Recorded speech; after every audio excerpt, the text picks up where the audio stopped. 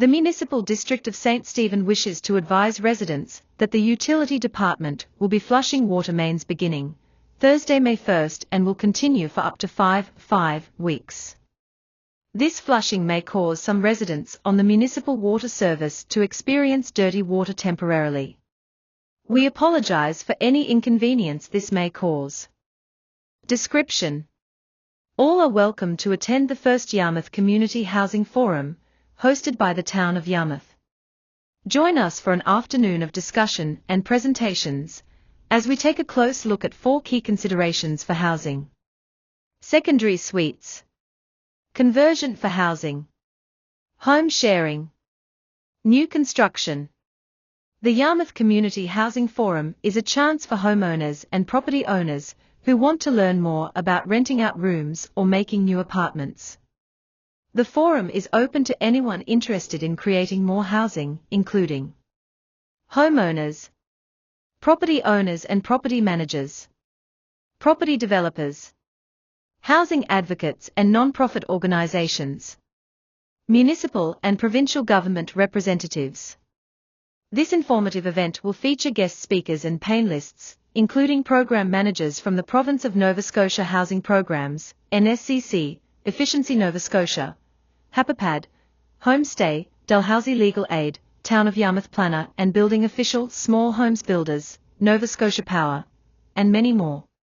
The forum will take place on Thursday, May 1st, 2025, at the Nova Scotia Community College Burridge Campus, 372, Pleasant Street, Yarmouth, NS. The event will run from 2 p.m. to 4:30 p.m. for the Session 1, and a repeat Session 2 from 5 p.m. to 7:30 p.m. Description: the Population Health Survey invites all residents of NB aged 18 and over to share their unique experiences and perspectives about their health. The survey aims to better understand the health of New Brunswickers and identify both the needs and unmet needs of our population at the local level.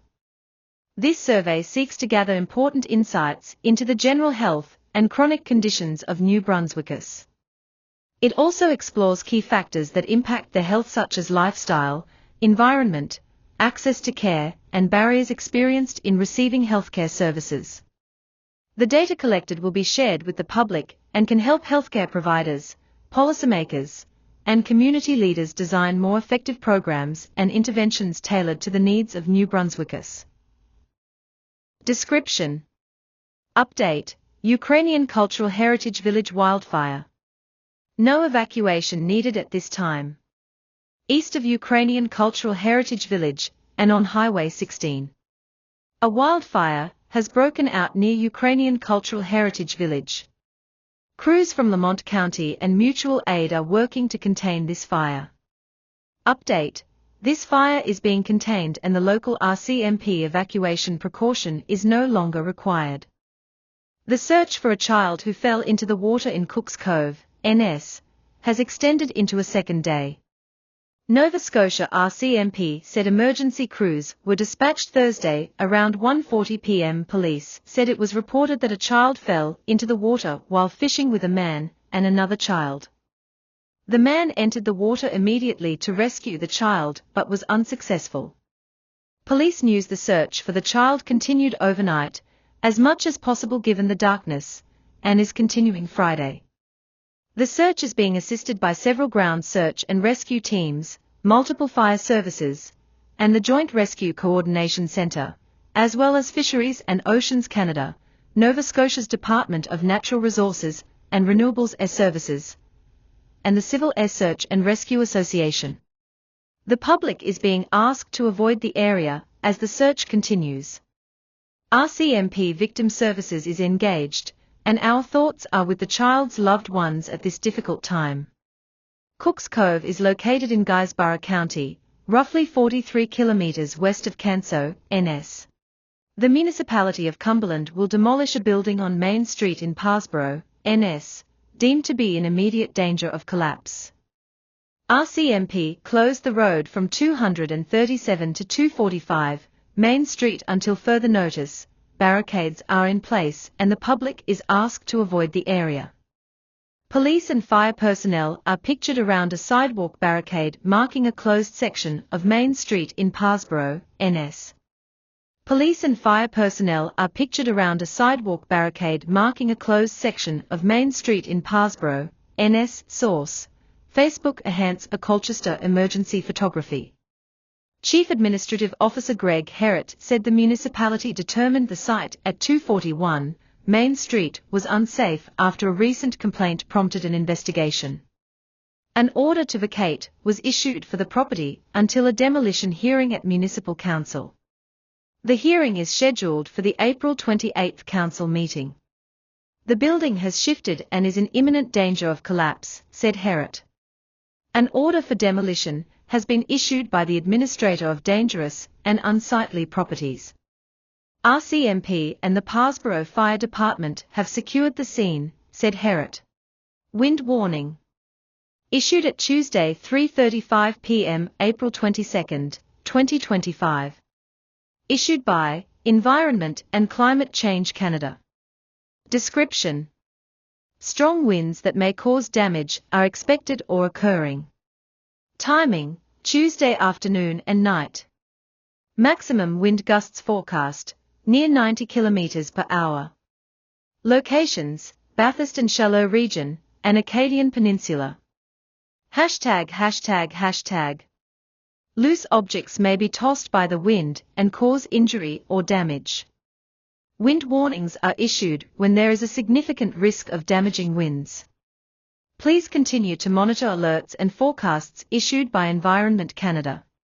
To report severe weather, send an email to nbstorm@ec.gc.ca or post reports on X using #NBStorm. Wind warning. Issued at Tuesday 3:38 p.m. April 22, 2025. Issued by Environment and Climate Change Canada. Description: strong winds that may cause damage are expected or occurring. Timing: Tuesday evening and night. Maximum wind gusts forecast, near 100 km per hour over exposed areas. Locations: Prince Edward Island. ###. High winds may toss loose objects or cause tree branches to break. Motorists, especially in high-profile vehicles, may expect hazardous driving conditions on highways subject to strong crosswinds. Wind warnings are issued when there is a significant risk of damaging winds. Please continue to monitor alerts and forecasts issued by Environment Canada. To report severe weather, send an email to pstorm@ec.gc.ca or post reports on X using #PStorm. Winter storm warning. Issued at Wednesday 4:03 p.m. April 23, 2025. Issued by Environment and Climate Change Canada. Description: significant snowfall, blowing snow and strong winds are expected.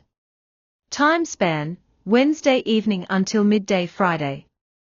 Expected snowfall: 20 to 30 centimeters, with up to 40 centimeters locally over inland and over higher terrain areas.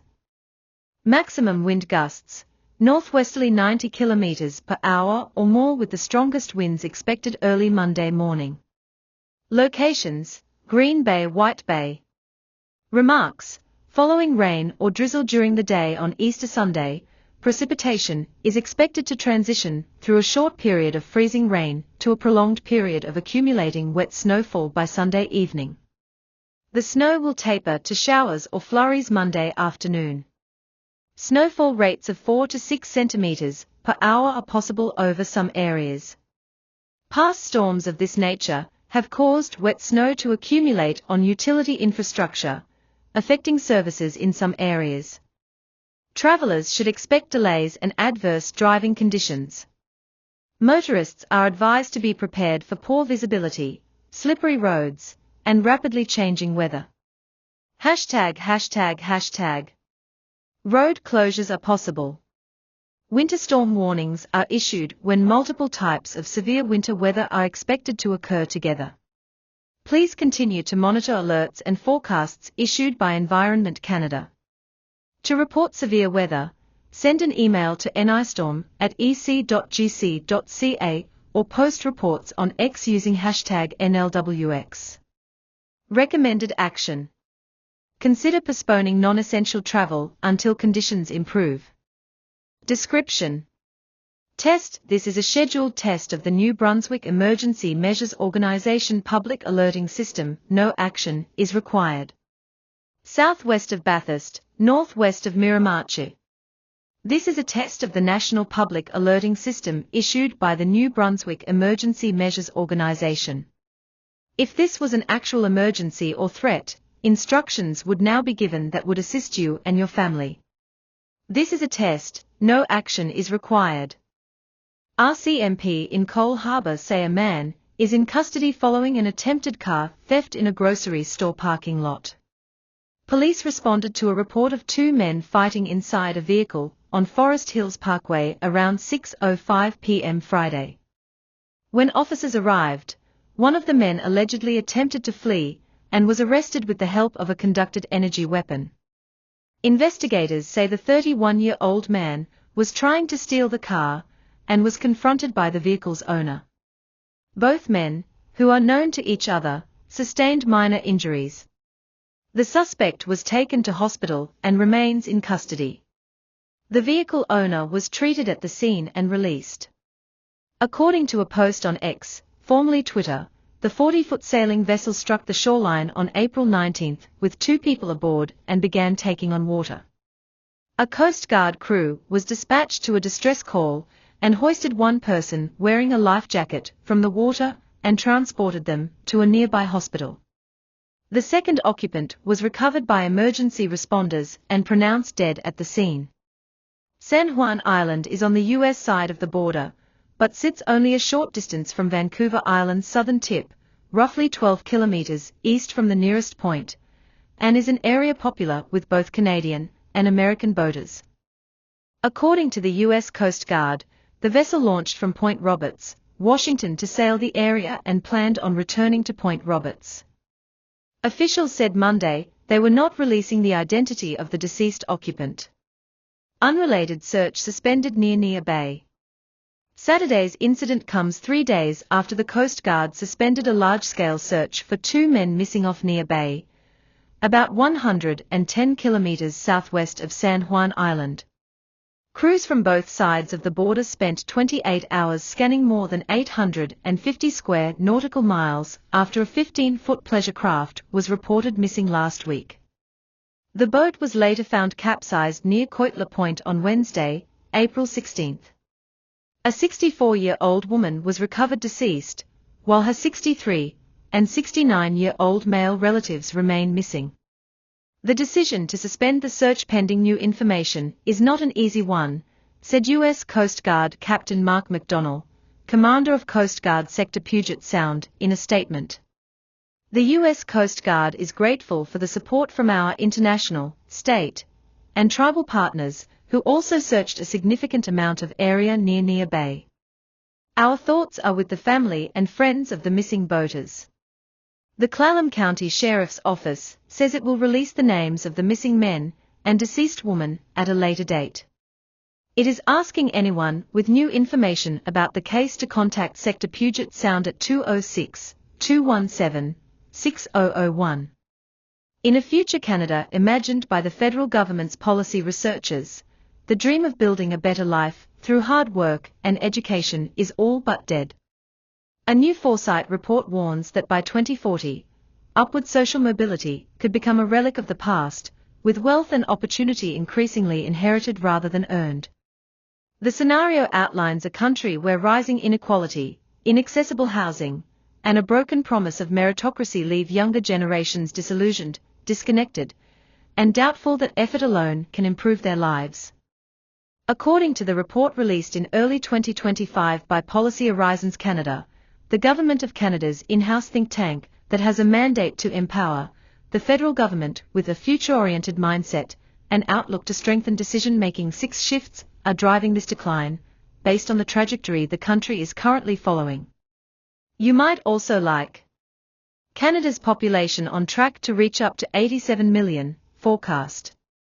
Could having more big cities improve Canadian housing affordability? Canadians turn to gig work for home ownership dream. Canadian families' multi-generational housing solution creates mini neighborhood on one lot. Could the Canada-US trade war create opportunity for first-time home buyers? Society increasingly resembles an aristocracy. This includes the collapse of post-secondary education as a reliable pathway to success, with people potentially looking for alternative forms of training in new niches that appear to offer upward mobility. Housing affordability issues, previously generally isolated within the Metro Vancouver and Greater Toronto areas, have become nationally entrenched, especially since the pandemic. The report warns that by 2040, housing affordability is essentially limited to the wealthy or those with family help. Most new homeowners get help from family, some depend on intergenerational mortgages and have several generations of family living together, and others enter alternative household mortgages with friends, with a growing percentage of homeowners also owning rental properties. Inequality between those who rent and those who own has become a key driver of social, economic, and political conflict, reads the report. Moreover, the report highlights a growing dependence on intergenerational wealth, noting that by 2040, inheritance is widely seen as the only reliable path to prosperity. Society increasingly resembles an aristocracy, it states, as family background, particularly property ownership, becomes the defining factor in determining one's opportunities. Canadians in this future rarely mix with others of different socioeconomic status, and there is a clear disconnect between the aspirations of the country's youth and economic realities, which leaves most with limited expectations of success. Advertisement. And finally, the rapid propagation of artificial intelligence has dramatically reshaped the labor market. By 2040, the rise of artificial intelligence will have significantly diminished the availability of jobs in creative and knowledge-based professions, once seen as stable paths to upward mobility. While some benefit from artificial intelligence-powered tools, access to the most advanced systems remains costly, reinforcing structural inequalities. For most, precarious gig work and side hustles have replaced traditional careers, making it increasingly difficult to build wealth or stability. Strikingly, despite the significant government investments and policies that have put climate action on the top pedestal over the past decade, the scenario does not attribute Canada's decline in social mobility to climate change. While environmental issues are often central to long-term policy forecasts, this vision of 2040 is driven almost entirely by social, economic, and technological forces. The omission underscores just how deeply internal systemic dynamics alone can quickly destabilize the foundations of Canadian society, even in the absence of environmental catastrophe. Advertisement. Partial reversion of Canadian society to trade and barter and hunter-gatherer. As a result of the six factors, Canada's economy could shrink or become less predictable, with the consumer economy shrinking in size, and a higher proportion of very wealthy, older people holding the capital capacity for investment in new businesses. Labor unions could also grow in power and size from a frustrated population. The mental health of Canadians could suffer from living cost challenges. With these upward mobility issues, Canada may become a less attractive destination for immigrants, and there could be an exodus of young workers, which would exacerbate the issues with supporting the public and social services that support the country's growing cohort of seniors. This could also result in a labor shortage in industries where artificial intelligence is most difficult. Perhaps most dystopian is a partial reversion of Canadian society to a trade and barter and neo-hunter-gatherer society by 2040, in response to declining trust in formal systems and reduced access to traditional economic opportunities. According to the report, person-to-person exchange of goods and services could become more popular, resulting in a reduction of government tax revenues and consumer safety. Some Canadians may start to hunt, fish, and forage on public lands and waterways, disregarding government regulations, and small-scale agriculture could increase. Housing, food, childcare, and healthcare cooperatives could become more common. Governments may come to seem irrelevant if they cannot enforce basic regulations, or if people increasingly rely on grassroots solutions to meeting basic needs, reads the report. In extreme cases, people could reject the state's legitimacy, leading to higher rates of tax evasion or other forms of civil disobedience. Some may choose to blame those with capital, whether it is social, economic, or decision-making capital. Others may choose to blame immigrants, or another identifiable group. If such scapegoating becomes widespread, it could generate serious social or political conflicts. People may lose faith in the Canadian project. Fundamentally, the report warns, people may lose faith in the Canadian project. They may reject policies that promote education, jobs, or home ownership. They could lose the drive to better themselves and their communities. Others might embrace radical ideas about restructuring the state, society, and the economy. While the report does not make any direct reference to history repeating itself, the scenario appears to echo not only the social disillusionment of the Great Depression in Canada and the United States, but also the broader instability that engulfed Europe in the 1920s and 1930s. In the aftermath of the First World War, and amid widespread economic collapse, many Europeans lost faith in traditional institutions and liberal democratic values. Across Europe, rising inequality, mass unemployment, and the collapse of upward mobility led many to abandon faith in liberal democracy and capitalist systems. This vacuum gave rise to a wave of radical ideologies, fascism and Nazism on the far right, and communism on the far left, as people sought bold alternatives to what they saw as broken, elitist structures. In countries like Germany and Italy, this led to authoritarian regimes. In others like the Soviet Union and parts of Eastern Europe, revolutionary socialism gained further ground. The report's vision of a future Canada, where trust in institutions collapses, effort no longer yields reward, and people yearn for systemic change, carries echoes of that dangerous historical crossroads, where ideological extremes once flourished in the face of prolonged despair. With all that said, how likely is this precarious scenario of Canadian society in just 15 years from 2025? According to Policy Horizons Canada, its research suggests that it is plausible and would create challenges across a range of policy areas. Ottawa, a government task force looking for foreign interference in Canada's elections, has found a campaign targeting Toronto Conservative candidate Joe Tay. The Security and Intelligence Threats to Elections (SITE) task force made the announcement Monday morning, highlighting what it believes is a campaign of transnational repression coming from the Beijing government aimed at Tay, the party's candidate in Don Valley North, who is also an activist for democracy in Hong Kong. A man who gave a giant F*** you at a rally for Liberal leader Mark Carney has become a symbol for critics who oppose the way Liberals treat Canadians' concerns.